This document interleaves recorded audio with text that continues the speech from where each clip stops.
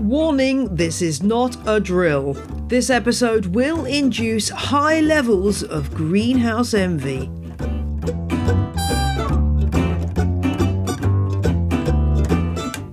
This is On the Ledge, the podcast that puts houseplants in the spotlight, and I'm your host, Jane Perrone. I'm joined this week by Lottie Allen, the head gardener at the amazing arts and crafts garden that is Hidcote in Gloucestershire in the Cotswolds, to find out what's looking good right now in their plant shelter. A not so grand name for a wonderful greenhouse that houses all kinds of delights, some of which you'll have heard of, others of which will blow your tiny mind.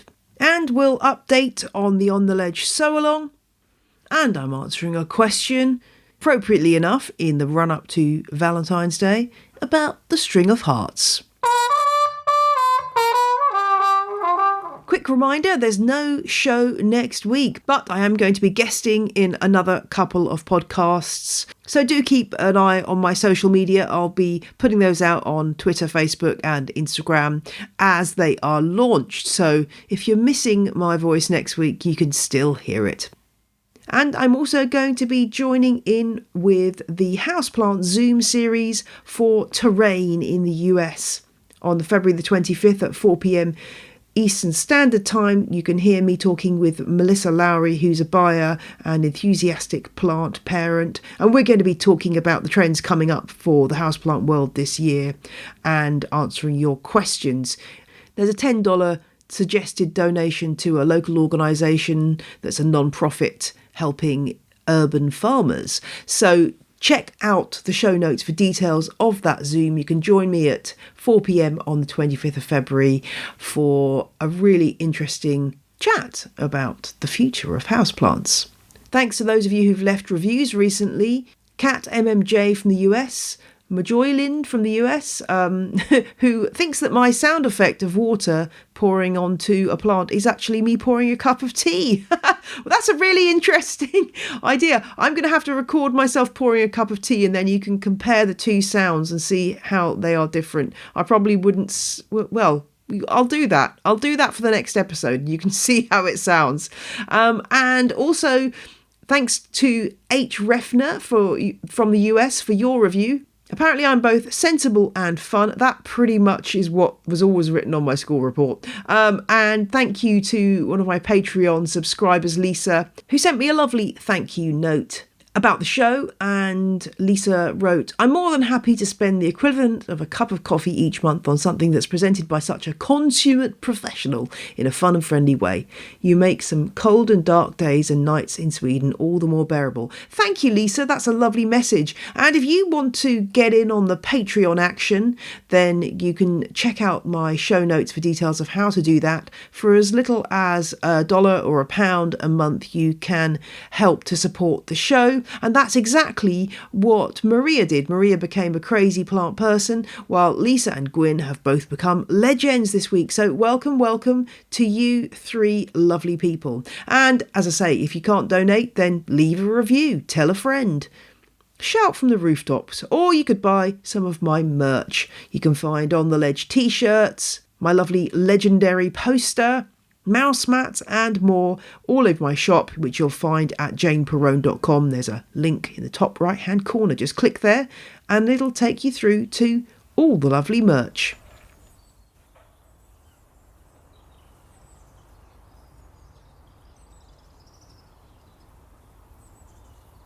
At a time when travel, for most of us, is not on the cards, I decided to take you on a virtual journey to a famous English garden and its wonderful greenhouse. The National Trust's garden Hidcote in Gloucestershire, England, is world famous and outside a pandemic welcomes thousands of visitors every year.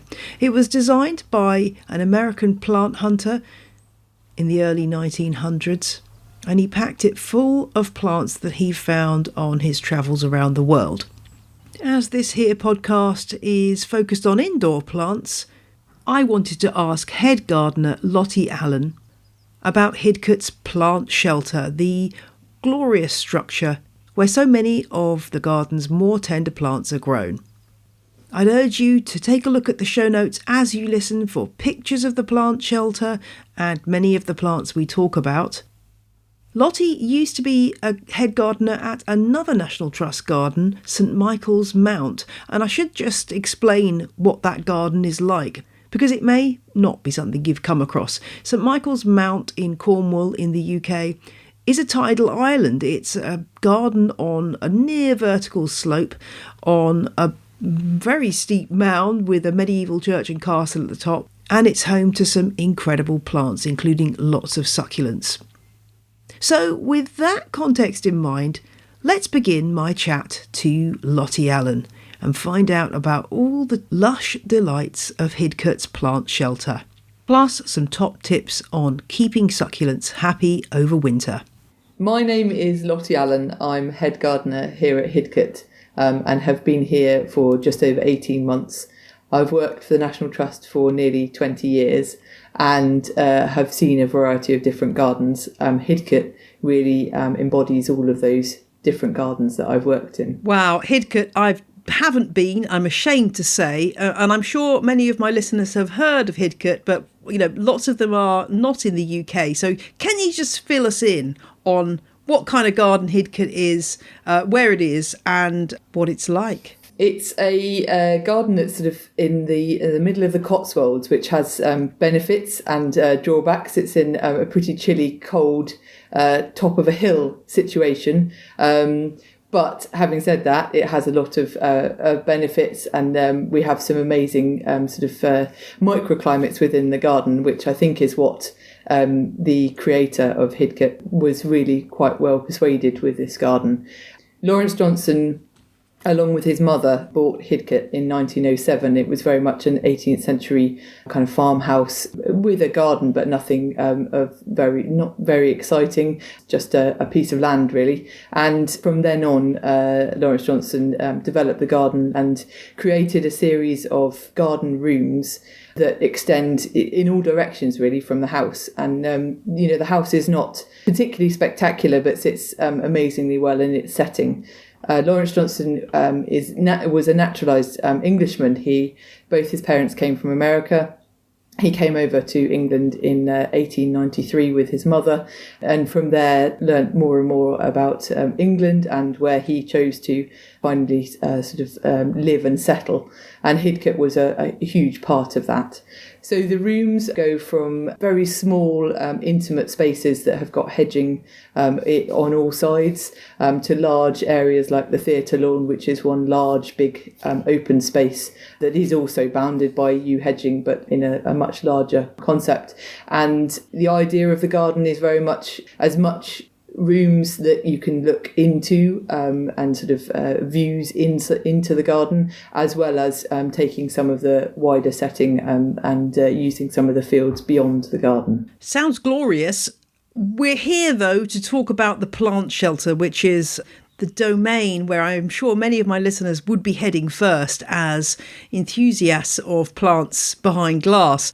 This is far grander, I'm sure, than anything that I can offer in my own modest garden. How big is the plant shelter and what kind of things are in there? The plant shelter is, off the top of my head, about 30 metres by 5 or 6 metres. Its main range runs from east to west, and it has glass on the sort of southern front, but it has a sort of solid wall on the back on the northern aspect. Wow, sounds perfect for so many plants. I bet it's a nice place to retire to on chillier days. Do you sort of find things to go and do in the plant shelter if the weather's terrible?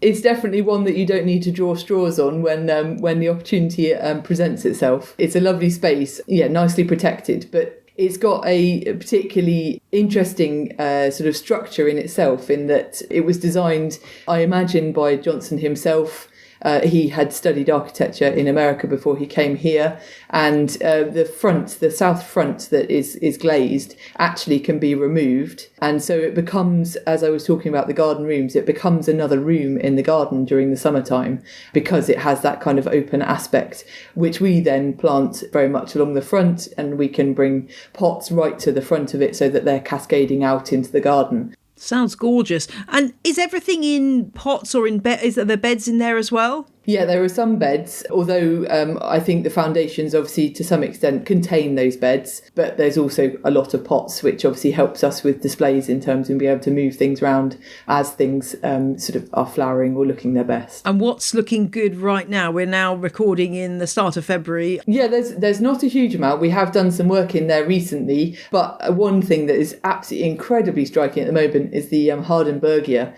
violacea. It's just so vivid in its colour.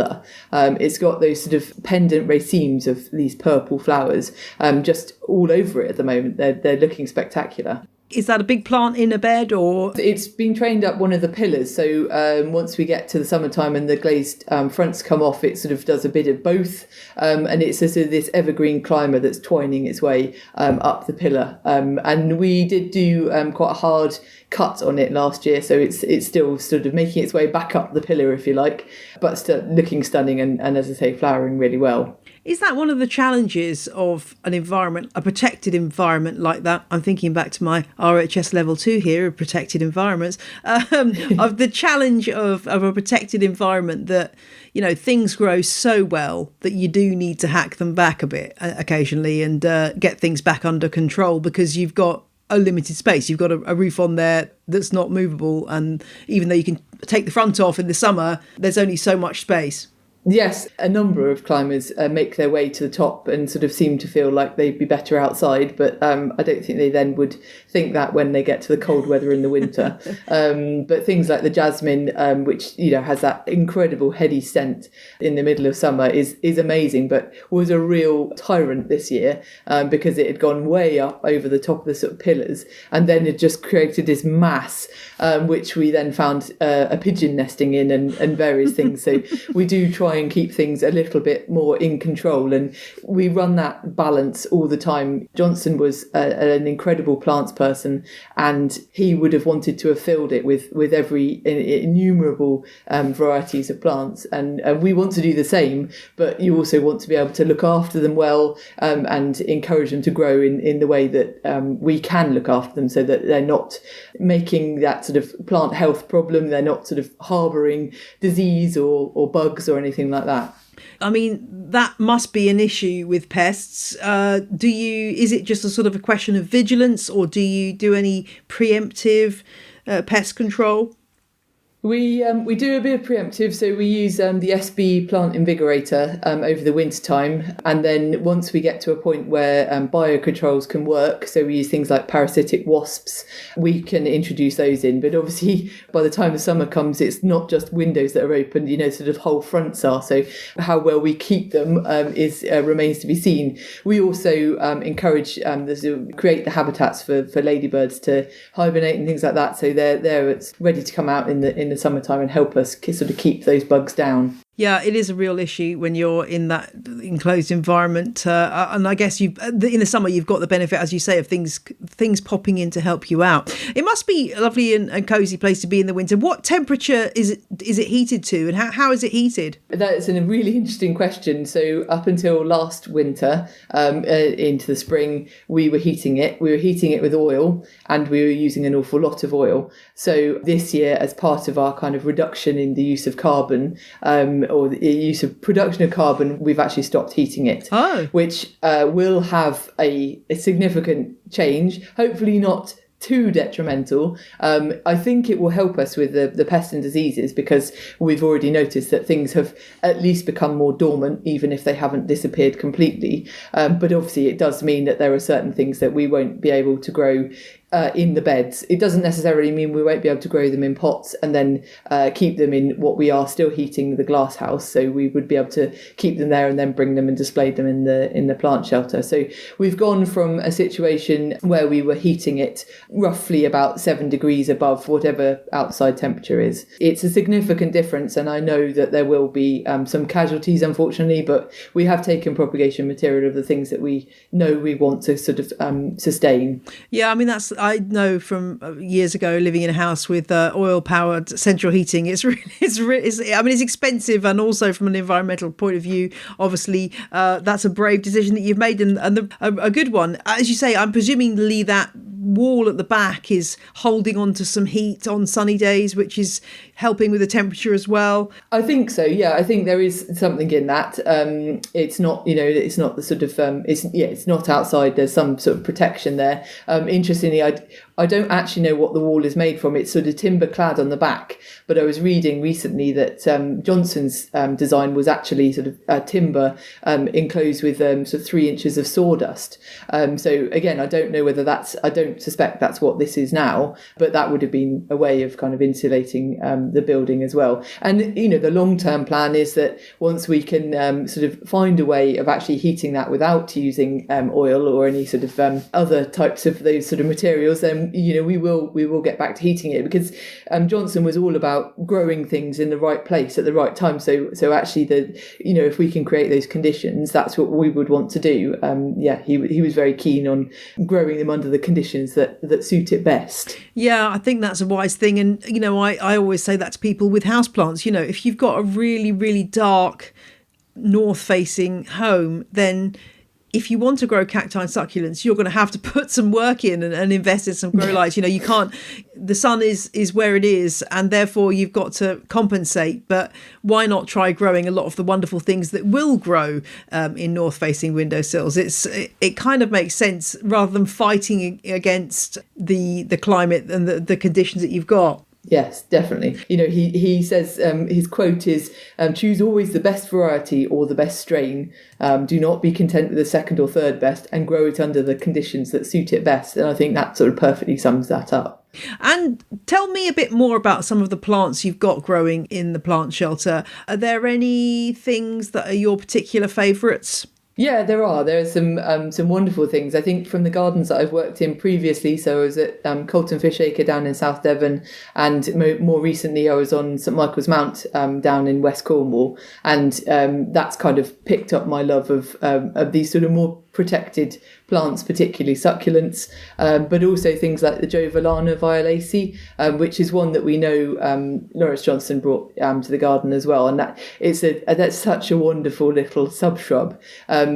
I think it sort of grows in a little bit of a mess, but the flowers themselves are these little nodding bells that are sort of generally pale purple with a yellow throat, and then this sort of dark purple spots in it, and they're just the most amazing flowers when they're in flower. And then we've got things like begonias. We've got what was Begonia Fuscioides and Begonia Luxurians. So the Fuscioides always catches people out. They always think it's an Escallonia, but it's actually the Fuscioides. And then the Luxurians is that sort of palmate style leaves that have got that sort of come off this red sort of cane stem. I know it well. Don't know if you keep yours. I presume you have managed to keep yours alive over winter, but I have had that plant about 3 times now, and I've never got it through a winter. Begonia luxurians. I can get it, to 2 or 3 feet tall, and then over winter it just fades away. Well, we'll see, because obviously, as I've told you, we're not heating the plant shelter. That's one of a number we've got, fortunately.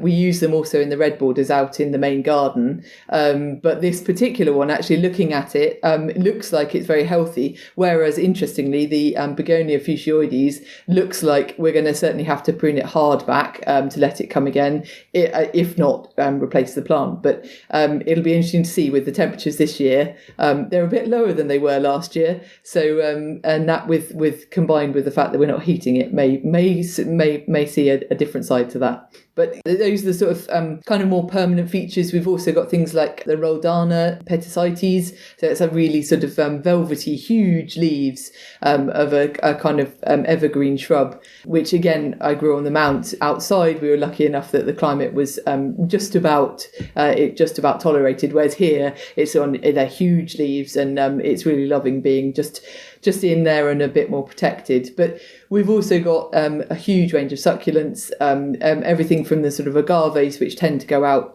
sort of around the lily pool just in front of the plant shelter, right through to things like the Crassula ovata. We've got Gollum, so it's got those amazing sort of tubular leaves that I've been told look a little bit like Shrek ears, and sort of coming off the plant, but the equivalent as well with the Crassula ovata, the standard sort of money tree. Some big examples of those that are currently in pots, and we're sort of debating about what we do with them, because they're just getting to the point where they can't keep moving in and out in quite the way we would have done with smaller plants. That can get huge, can't it? I mean, I'm always seeing them on Facebook Marketplace, people saying we're moving and we can't take it with us, and it's some giant specimen. And you think, I mean, I really hope somebody does buy it, but I often do think, are you going to have to pay somebody to take this away, because it's so huge? But they do get enormous, don't they? And lovely, but quite unwieldy once you've got a really, really heavy, tall succulent plant. I've got a variegated one which is tiny, and I'm thinking, will this variegated version get so big? I'm not sure whether it will or not. Well, that might be the key, mightn't it? The variegated version, you might be able to keep to a sort of, more contained specimen. Yes, I'm thinking that might be the case. We shall see, because I haven't got much more floor space for big plants. So I'm hoping it does stay small.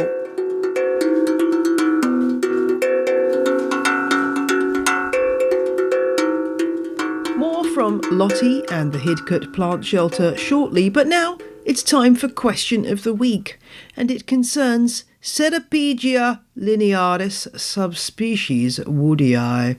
You know, sometimes I wonder whether I should just make a whole podcast episode of me saying the Latin names of plants.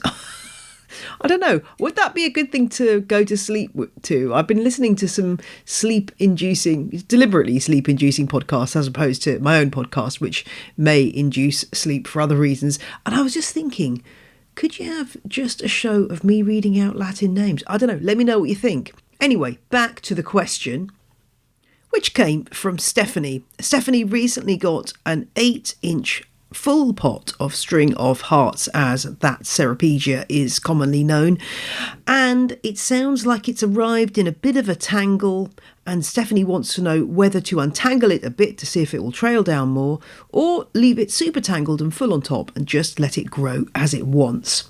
Well, we've all been there. Well, I think most of us who've grown either Ceropegia linearis or indeed Curio Rollianus, the string of pearls, would have had this experience of buying a plant mail order and it arriving and looking like my hair in the morning, a terribly tangled mess, and wondering what to do. It's hard in the case of both these plants because the stems really are so thin and wire-like, and the leaves get hooked around one another, and it's very, very hard to disentangle. Now, do you want to spend several hours untangling your plant? Well, I mean, some people might find it a relaxing mindfulness activity.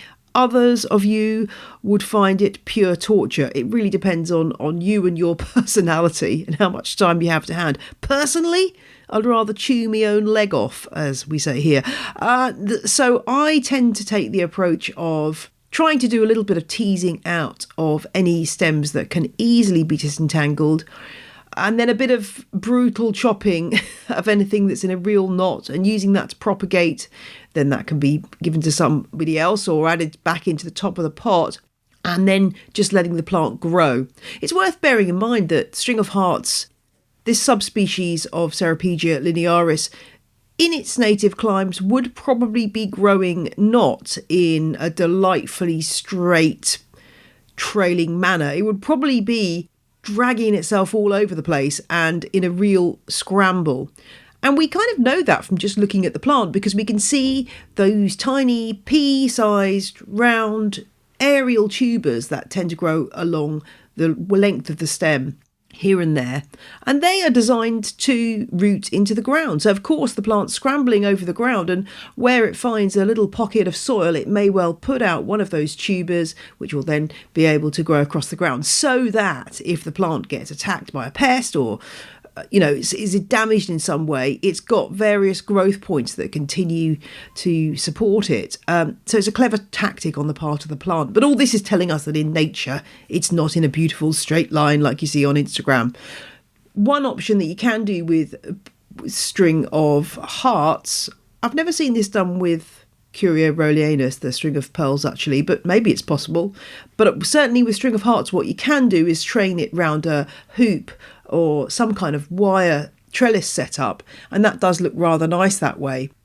But I don't really like string of hearts when you see it as a really thin, trailing, droopy set of a few stems. I quite like it full. So what I've done with my variegated string of hearts is I've just taken the what's the word for it? The swag, I guess you could say, the swag of stems, and I've just looped them back up and pinned them down into the pot with an unfurled paperclip, and I've kept that damp, and it will root from there. Even if there aren't any aerial tubers on that stretch of stem, it will root, and then eventually I can cut it so that I've got double the amount of stems coming out of the pot.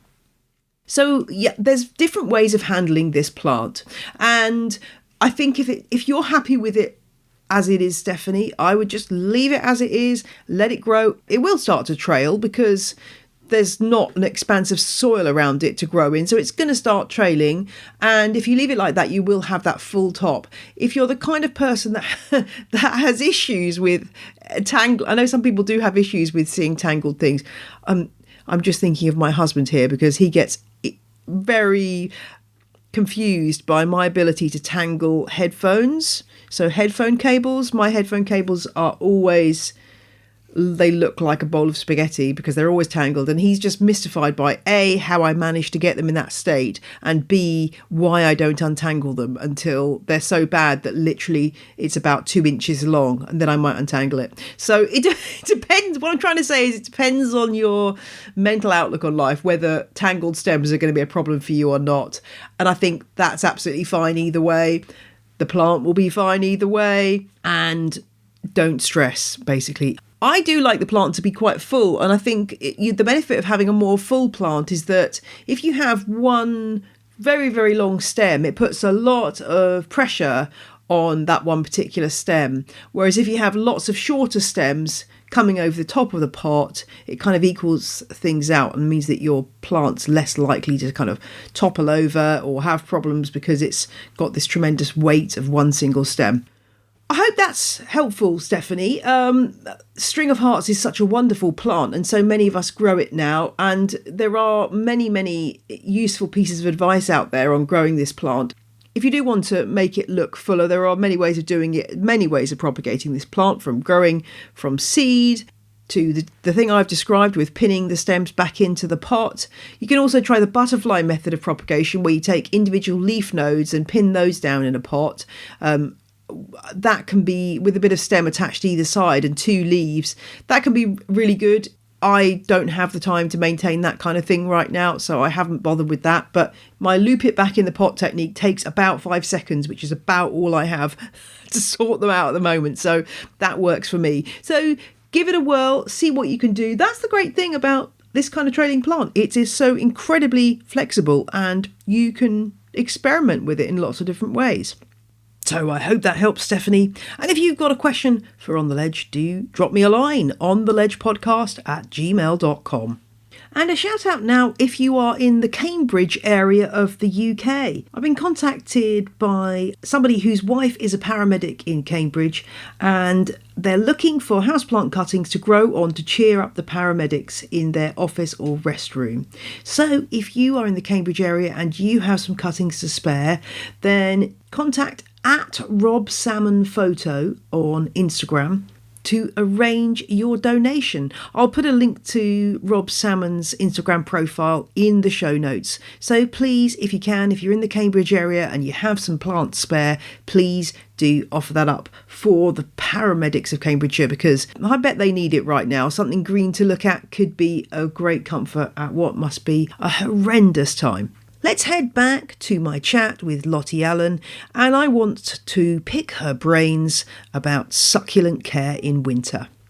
I wanted to tap into your succulent expertise.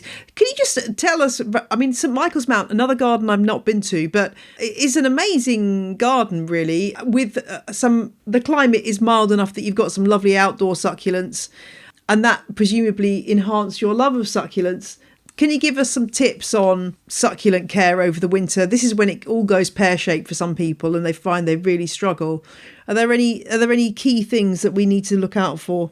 I think the key one is watering. That's the thing, and actually something that we had to be careful with on the Mount, because the Mount is a sort of core of granite and has this amazing sort of ability to sort of shed water. So in some places there was sort of water sort of not quite pouring, but you could tell it was going down through the bedrock. And then every now and again you'd just find patches that actually it would hold the water a bit more, and they weren't as good at then sort of, you wouldn't be able to grow the succulents in those spaces. Fortunately, the main part of the garden had that kind of free-flowing nature, so it sort of remained relatively dry in the winter time. And I think that is the key, is actually almost not watering at all rather than trying to water a little, because they just don't like it. I suppose the difficult part is that you get things like Aeoniums that they're in their growing period in the middle of winter. We saw it all the time on the Mount, where things just look their absolute best right in the middle of winter. You might have these ferocious gales all around you, but they were sort of shining bright and there was no one to see them. So you have to kind of play that a little bit. But I would say definitely it's the watering, more so I think than the cold. Obviously there's that kind of element that they don't want to see the frost, they don't want to see the snow, so you do need to protect them. But actually I think it's the water content that people need to be mindful of, really. Yeah, I mean, I've got some cacti and succulents sitting next to me in the office, and my Opuntia monacantha is drooping terribly, but I have given it some water over the winter, but not much. And I'm thinking I'd rather just let it droop a little bit than allow it to get too much water and then rot. So yeah, I'm less worried about drooping through lack of water or a bit of shrivelling, because I know I can bring them back from that, whereas it's the kind of mushy mess that you don't want to see. No, we were looking at the Roldana actually this morning, and it's just starting to sort of slightly show a little bit of drooping, but we would rather that than to give it some water. And then we've got a week of what looks to be quite cold weather coming up, which, it just wouldn't thank us for at the end of it. Yeah, exactly. I want to pick your brains about agaves. In my unheated greenhouse, I have about a dozen agaves of a not great size, relatively modest specimens, a few years old, but some of them are getting a bit bigger, and I've got this nascent plan for some of them to go outside in what's basically a brick raised bed, which it gets very dry in the summer and currently has Calamagrostis Carl Forster in it, but that's kind of getting to the end of its life, really. And I'm thinking I might just risk it putting a couple of agaves in these raised beds. What words of wisdom can you give me on that? Is it worth the risk? I'm in Bedfordshire, by the way, I should say, which is quite dry. Quite dry, yeah. I mean, I think of all the succulents, I think actually the agaves are the one that people sort of see and think they're the most tender things, that you need to look after. And actually, they're a lot more robust and resilient than we give them credit. I'm not going to make any promises on any of it. But saying that, I think it goes back to that. If you're able to plant them in, really well drained, and you can control that by that sort of raised bed kind of containerized type idea, then I think they've got a good chance. So we had snow on the Mount back in 2018, I think it was, and actually we had a lot of losses, which was really sad, but we had a lot that sort of came back, and the Mount is looking glorious now. But it was a lot to do with that sort of contact of the snow sort of sitting on things. I don't think it was really the roots, because a lot of things did actually kind of start to regenerate. So I think it's that kind of keeping a sort of protection over it of some sort, so that there's no contact with it. But the actual sort of air temperature, I think they can deal with a lot more than we would otherwise think. I did see a picture of some agaves in a garden near me, which the more tender agaves they covered over with little clear plastic umbrellas, which look very cute to keep them keep the snow we've had recently off them. So I'll see. I mean, I may get to the point where the agaves just can't fit into the greenhouse anymore because it's not a very big space. So it may just have to happen through practicalities, but. It will be a gamble, but I think it'll be quite fun if it does work. And importantly, they will be more or less out of the way of people getting their eyes poked out, which is always a factor with agaves, as I'm sure you. That's always a difficult one, yeah. And the bigger they grow, the higher, the more chance that people can get them in their eyes as well. So I know, they are absolutely lethal, aren't they? Working with succulents as you have you had any close calls in that department of injuring yourself? I seem to remember sort of on one of my first weeks on the mount, I managed to put my knee on one agave, which went into sort of a bit of cartilage or so. I don't know what it did, but I was quite sore for a couple of weeks before I could sort of get back into it. But I think they're always a bit more of a risk, I think, particularly agaves, but also some of the aloes. They can be problematic at times if you're not careful, and I think you sometimes just have to be a bit rigorous about it and just get in and cut what you need and accept that you might damage the odd bit, but actually you're just trying to sort of do the best for them. Some of the puyas are particularly difficult. In fact, I think the Puya chiliensis, which we have got at Hidcote, it's a small specimen. We had some giant sized ones on the mount, but I think they're known as the sheep eaters or something, because they've got those sort of spiky, spiny leaves that sort of basically if sheep get too close to them, unfortunately they can't get away from them. So there's some pretty nasty looking succulents, but it's those sort of ones that you want to admire from afar rather than get too close to. Yeah, there's a cactus called the horse something. The horse basically horses go put their land on it and injure themselves. I can't think what it's called. The horse something cactus. I want to say nobbler, but it's not nobbler. It's something else. But yeah, clearly there's great potential for injury, which as somebody who's a bit accident prone is worrying. But I still manage to survive, and it's worth the risk. I find it. So, what are you up to in the plant shelter now at this time of year? Are there any particular jobs that you've got to do? I mean, other than obviously manufacturing jobs, just so you can go in there and be warm. But is there anything you're really getting on top of at this time of year? We've just done some work in there actually, and we had, like we were saying about the things do, once they get going, they get going well, so you need to kind of keep them in check. So we've had a few bits and pieces that we've needed to prune off. We had a very large lily pilly that was sort of right almost up to the ceiling. So we've actually had that out, and we've had some good sized plants that, again, these things sort of take over once they're in a pot, and actually you get to a point where you can't keep moving them in and out, so they need to go in the beds. You need to tell me about the lily pilly. I've not heard of this. Oh, has it got one of these consonant filled names? Yeah, it's SYZYGIUM. However you pronounce that. That's why I remember lily pilly. Yeah, well, exactly. Just say lily pilly. I love Latin names, but that sounds a nightmare. It's a sort of evergreen. If you can imagine, it looks a bit like the fig, the fig. The indoor fig. It looks a bit like that, but very, very shiny leaved, with an almost bronze tint to it. And they have these amazing sort of fruits and then seed pods, which apparently you can eat. Apparently they will grow outside in sort of slightly warmer conditions further south in this country, I mean. And it was a lovely specimen, lovely foliage, but unfortunately it had its top taken out a couple of times. And so, again, another pigeon had found its way in there. And all in all, it was sort of taking up far too much room. For the size of the plant shelter, you kind of need to have some scale with it. So we took that out. Again, it was also infested with scale and all sorts of things. So it helped us out by taking that out and replacing it with various things. So we've got some very large kalanchoe that we want to put in. We've got things like the radiator aloe. We've got some brilliant specimens of that I'd like to see in the actual sort of planted in the beds there. So there's various different bits of planting that we'll get to as the sort of months go on. And we've just done some work just sort of pruning back the climbers that we had in various sort of spaces just as they're covering the walls. So it's a bit of general maintenance really. But with a few bits sort of taken away from it, we're just trying to sort of reassess what we can put in there just to give a bit more vibrance and colour to it. And obviously your working life is taken up with plants. Do you have any indoor plants at home or is the plant shelter quite enough for you? I have a small number. I took the opportunity at the start of the first lockdown.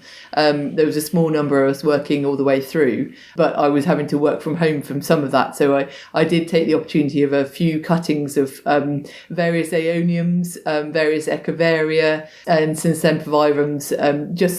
So things like Aeonium barbatus and the Aeonium arboreum that we had sort of, I was able to take a few cuttings of and just trim them back and took those home and was quite happy to sort of grow those on. So we have things like that at home, which is, it's a nice connection for me. I find Aeoniums the most impossible succulent to keep alive indoors. They seem to be a bit like the Agaves. They just seem to be needing that cooler temperatures over the winter. Perhaps it's just me.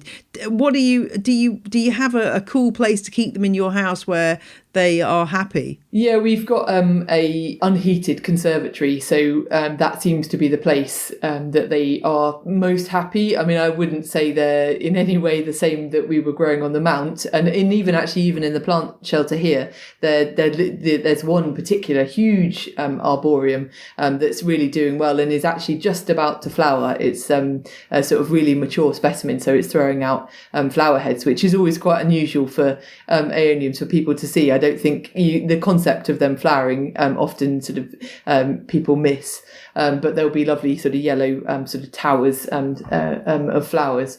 So mine at home aren't quite like that, but I'm working on it. Actually, I'm throwing this on you completely unprepared, but I perhaps you might be able to help with a question from a listener which has come in, and I think I know the answer, but I want to just run it past you, which is a listener called Natalie got in touch about succulents in winter. And, as we've already said, the rule is generally don't water, keep it very dry over the winter unless the plant is actively growing. And her question is that she's got succulents, she's got a kalanchoe humilis, which is flowering away. And she's wondering whether that means that she needs to up the watering because it's in active growth, as in flowering is part of the active growth cycle. And she's worrying that she's hasn't given it any water since November and she's not sure what to do. Any thoughts on that? I mean, if it's flowering, presumably it is in active growth and therefore it does need a bit more water than it would do if it was completely dormant. Yeah, I would say so. I think that is the thing, isn't it? When if you can see they're in active growth, I would definitely not necessarily keep water away from it completely. But I think I would just be very mindful to make sure that whatever you water and leave it to sit, but not for too long. But then let it dry out and don't water until it's completely dried out again before the next round. Because I think it's so easy to just keep adding a bit more water and not actually know what the roots are doing in the pot. So that would be my thoughts.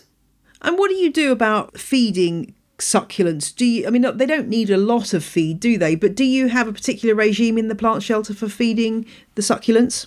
They use the SB. My team use the SB invigorator at the start of the year, but that's not then sort of later into the year that we have. There are some liquid feeds that we will use, but my experience from the Mount is that they are much better without anything, but that was that was with them in ground conditions that the soil has its own minerals in it, whereas we're talking about a sort of a very artificial space that has had is more compost than it is soil. So for that reason, I think a small bit, but again, just on a very, very limited basis. Yeah, I think you're always better sort of going under than over on these things, aren't you? They are just evolved to cope with a dearth of supplies.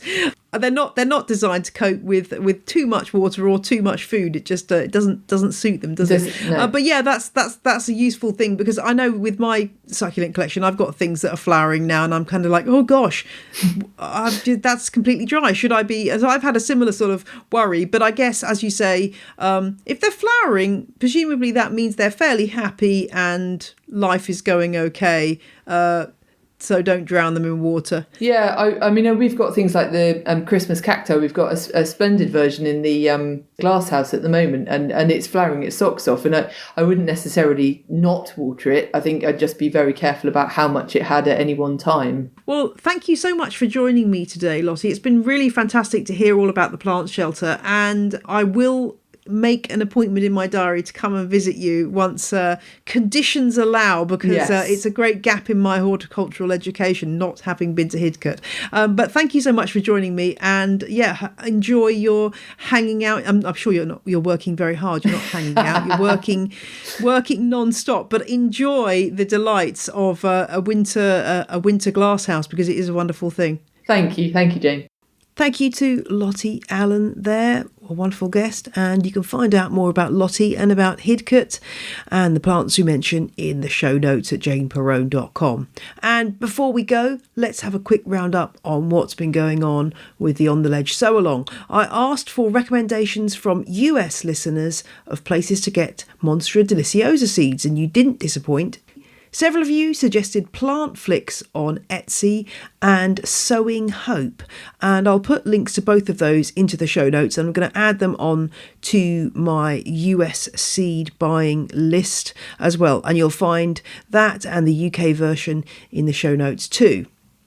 Lots of you have been getting cracking, receiving your seeds through the post that you've already ordered and seeing results. Tulevol's Plants on Instagram has already seen germination on Lithops, that's the stone plant, just 4 days after sowing. That's incredible. They must have been lovely fresh seeds. And Antipop FPV, who listened to On the Ledge on my YouTube channel, is sowing Cape Sundew and Aeonium for the first time, and the seeds of Monstera Bolivia that they were lucky enough to get. Wow, that sounds incredible. Well done to you.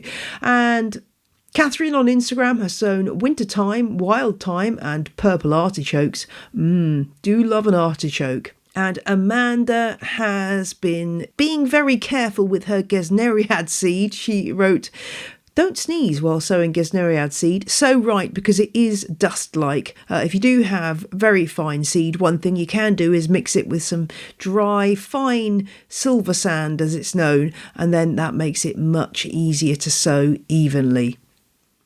Some of you have been showing off your past On the Ledge Sowalong successes in the Facebook group. Elizabeth showed off a lovely picture of her succulent Forcaria, which came from a February 1st, 2020 sowing, while Zoe's been showing off some other OTL Sowalong babies from the first Sowalong in February 2018. And this year, Zoe's going to try a ponytail palm and some sundews. Sounds exciting. Oh, and one final plea from Sydney on the Facebook group, Houseplant Fans of On the Ledge. Sydney is asking where to get Antherium seeds in the US. Now, this isn't that easy because any aroid seed generally tends to need to be sown very fresh, so they're not that easy to get hold of. But thanks to Andy for already making a couple of suggestions on that thread. And if you've got any extra ideas, then please let me know or join the Facebook group to comment on that particular post. Well, that wraps up the show for this week. Reminder, no show on February the 19th, 2021. Next week's half term here in the UK, so I shall be spending the week titivating my houseplants and hanging out with my family. Oh, and it's my birthday as well, so I may be eating a small amount of cake and drinking a small amount of bubbly liquid. I couldn't possibly comment further. But I'll be back on Friday the 26th when I will be holding a small celebration for the 4th anniversary of the podcast. Yes, 4 lovely long years. In the meantime, let me just say thank you to you all. You are all outstanding human beings. Never forget that. Bye!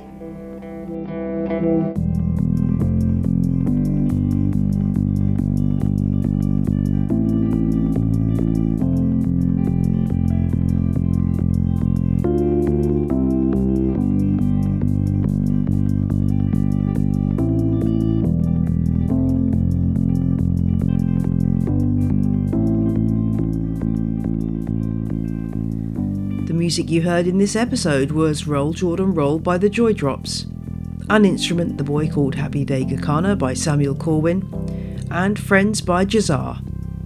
All tracks are licensed under Creative Commons. Visit janeperrone.com for details.